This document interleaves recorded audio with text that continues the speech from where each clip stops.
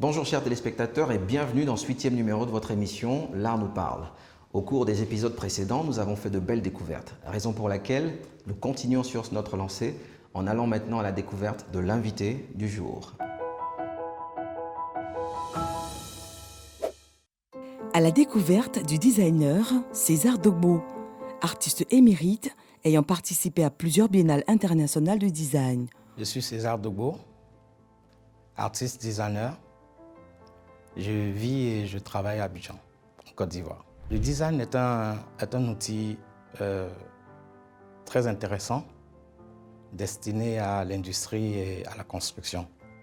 Voilà, le designer, c'est celui-là même qui propose de nouvelles formes, de nouvelles lignes, qui permet aussi à l'industrie d'aller très vite.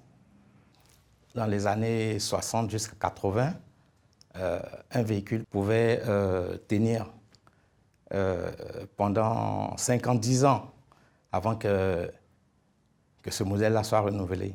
Mais aujourd'hui, l'exigence même du marché demande à ce que les gens aillent très vite.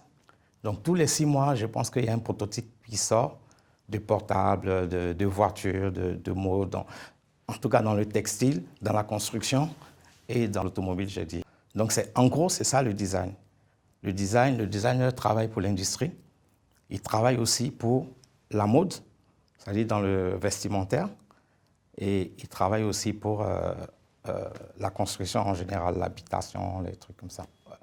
Ben, mon rêve aujourd'hui pour le design, c'est déjà d'ouvrir un grand salon, c'est-à-dire d'ouvrir un projecteur sur le métier même du design, et que tous ces grands designers que ce pays a connus ne restent pas dans l'ombre, qu'on puisse avoir des plateaux où s'exprimer comme celui que vous nous offrez aujourd'hui et que voilà, on puisse diffuser au maximum au lieu d'être exploité seulement par l'Occident ou l'étranger. Voilà, parce que ce qu'il faut savoir, c'est que le designer travaille des matières. Il développe des matières, il fait découvrir des matières. Mais on travaille aussi à partir de ce qu'on a, okay? Des produits, des objets, des influences traditionnelles et tout ça. C'est pour ça qu'aujourd'hui, vous voyez beaucoup de gens font des salons, des sièges et tout avec le pain baoulé, des trucs, ça rentre dans le design. Okay? Donc si nous voulons développer ce que nous avons comme produit, okay, comme tradition, vers la modernité, développons le design. J'espère que vous aurez retenu beaucoup de choses de notre invité. À présent, place à la seconde rubrique de cette émission, mon super talent artistique.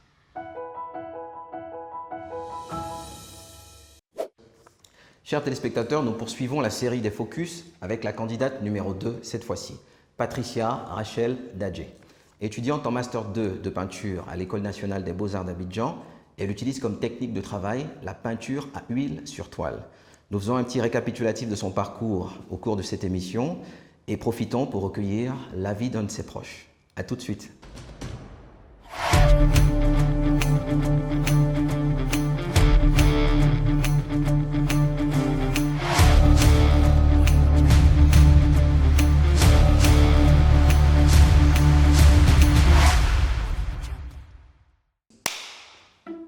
Alors, j'ai trouvé la compétition géniale. J'ai eu des moments vraiment très faibles. La première partie de la compétition, la culture générale. À ce moment-là, j'ai vraiment craqué parce que je ne m'attendais pas à certaines questions où j'ai vraiment flashé. J'ai pleuré un peu. Et après, dans l'ensemble, l'harmonie, la gaieté, vraiment c'était cool. Et les épreuves pratiques, c'était vraiment au calme, quoi. Voilà, j'ai vraiment aimé. C'est une fille qui travaille avec la technique à huile, la peinture à huile. Elle maîtrise cette technique-là. Elle fait des drapés qu'elle maîtrise aussi. Mais à la base, c'est le dessin. Surtout, c'est un sujet que nous avons donné. Et quand on regarde ces œuvres finies, on ne retrouve pas les thèmes que nous avons donnés au départ. elle gagnerait plus à dessiner, à faire des compositions pour pouvoir améliorer cette technique-là. Patricia, je l'ai connue à travers une correspondance qu'elle a envoyée à notre ministère en envoyant un tableau cadeau à notre premier responsable. Et là, je suis tombé amoureux de son travail parce que déjà l'art, c'est quelque chose que je côtoie un peu. Et vu son âge et sa capacité, j'ai dit, mais ça, c'est ma filleule. Et depuis ce jour jusqu'au jour d'aujourd'hui, lorsqu'elle m'a dit qu'elle était à un concours, j'ai dit, je n'hésiterai pas à donner mon témoignage. Mon rêve d'artiste, c'est d'être demain international, un grand peintre international. Exposer dans le monde, faire le tour, montrer mon travail, c'est vraiment mon plus grand rêve, d'être vraiment un grand artiste peintre.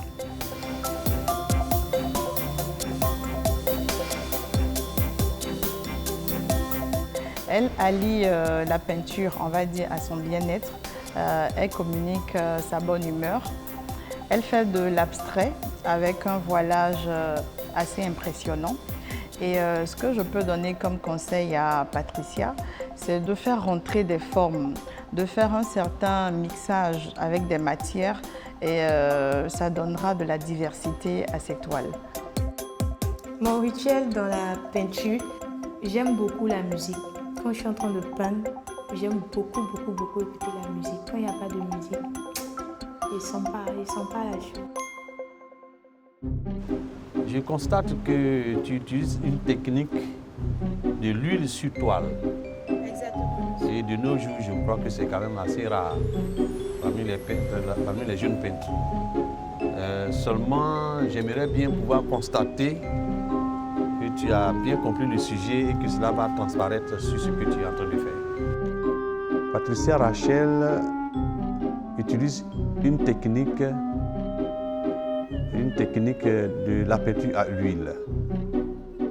Et dans ses compositions, nous voyons qu'elle fait allusion au drapé. Qui dit drapé dit très bon dessinateur. Le drapé, c'est vraiment des techniques très anciennes, de très grands dessinateurs qui ont fait leur preuve dans le monde entier. Et quand on veut les suivre, alors il faut s'assurer d'être un grand dessinateur aussi. Ce que je ne trouve pas chez Patricia Rachel. Elle gagnerait à pousser plus loin ses recherches et à fignoler ses drapés. Il s'agit de l'agriculture. Mais pour le moment, tu n'as pas encore placé tes fruits. Est-ce que tu as bien compris le sujet? J'ai bien compris le sujet, je vais faire avec. J'aime pas qu'on me stresse. J'aime pas qu'on me stresse, j'aime qu'on... Ouais, c'est au calme, tu me dis, et puis... Ou bien soit je dois imaginer quelque chose pour faire. Je fais, mais quand tu comprends pas mon travail, tout et tout, c'est pas la peine de t'affoler, quoi. Parce que moi, je sais où je vais. J'aime pas qu'on me stresse, parce que quand tu me stresses, je mélange tout et puis je perds le fil. Elle a décidé de camper dans sa technique de prédilection qui est un peu l'abstraction et puis un peu quelque chose qui est alambiqué, qui tourne un peu comme une toupie ou quelque chose comme ça. Et donc tous les thèmes ont été traités un peu à quelques variantes de couleurs, mais on ne faisait pas la relation entre le thème qu'elle voulait traiter et la couleur qui est dominante, la couleur dominante de la toile. Donc ça a été vraiment quelque chose de problématique, comme si elle n'arrivait pas à articuler un discours pour chaque sujet. Ben, Patricia, voilà, j'interviens aujourd'hui, comme tu le sais, toi et moi on se parle. Et il faut qu'il tienne le bon bout, tu as toujours le bon bout en main, il faut continuer, il sait que tu vas arriver et je ne doute pas un seul instant que tu vas arriver à tes fins. Continue, sois brave et continue. Un pont est-il une œuvre d'art? Argumentez votre réponse. Oui, je pense que c'est une œuvre d'art. Parce que une œuvre d'art, d'abord, elle est réfléchie avant de faire. Et toutes ces mises en œuvre et autres constituent une œuvre d'art. Donc je pense qu'un pont, c'est une œuvre d'art aussi. Alors, mon état d'esprit, Un peu, franchement, un peu stressée, un peu mélangée, voilà. Un peu stressée. L'artiste ivoirien Frédéric Brûlé-Boisbré peignait avec la peinture acrylique ou avec des craies. Monsieur Frédéric Boisbré peignait avec la craie. Non seulement c'est quelque chose de nouveau, c'est un peu... Même si parfois tu connais la réponse, en fait c'est quelque chose, comme j'ai dit au début, c'est une nouvelle expérience. Arrêter comme ça et puis répondre devant des grands maîtres. Vraiment, souvent tu tapes ta langue 7 fois, mais... Combien de sortes d'ombres y a-t-il en dessin? En dessin, nous avons 2 sortes d'ombres. L'ombre portée et l'ombre... Tu as peur de faire ce type de choses en fait. Ouais, c'est un peu bizarre, c'est un peu... Je ne maîtrise pas trop, mais je sais qu'il y a 2 sortes d'ombres. C'est bizarre, c'est stressant. C'est stressant. Tu oublies tout quand ça vient. J'aimerais dire à toutes ces personnes qui n'ont pas le goût à l'art de vraiment essayer d'apprendre, voilà, à aimer l'art, parce que l'art c'est un autre monde. L'art c'est la base de toute chose. L'art c'est quelque chose d'exceptionnel. Il faut vraiment essayer d'avoir un léger regard artistique et vous allez voir que le tout est joué. Parce qu'en art, il y a plein de sensibilités qui se dégagent. C'est notre aide qu'on dégage sur les œuvres. Donc quand vous arrivez à comprendre, vous arrivez à lire ou bien vous vous intéressez à ça, non seulement ça nous donne aussi de la vigueur à toujours continuer dans ce que nous faisons, et aussi ça vous permet aussi de penser loin, plus loin en fait. Donc c'est très important de se projeter dans ce milieu-là.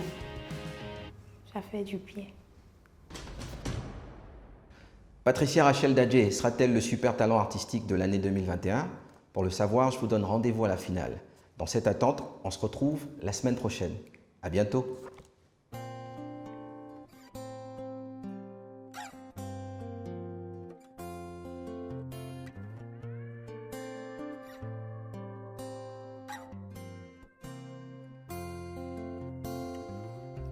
C'était hier quand Boyo jouait sur les pirogues.